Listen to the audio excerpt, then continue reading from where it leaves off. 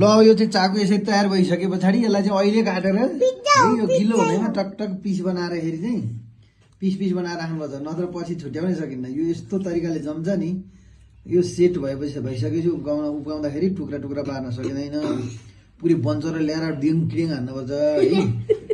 त्यो नगर्नलाई चाहिँ यो चाकु यसरी तयार गरिसकेपछि सेट गरिसकेपछि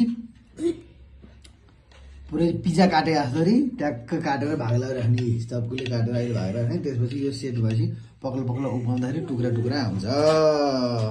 हेलो कृतिका, ह्याप्पी माघे सङ्क्रान्ति।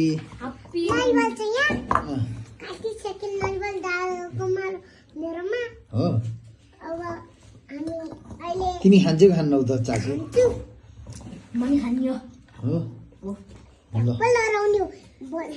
झ्यापै लडाउँथ्यौ?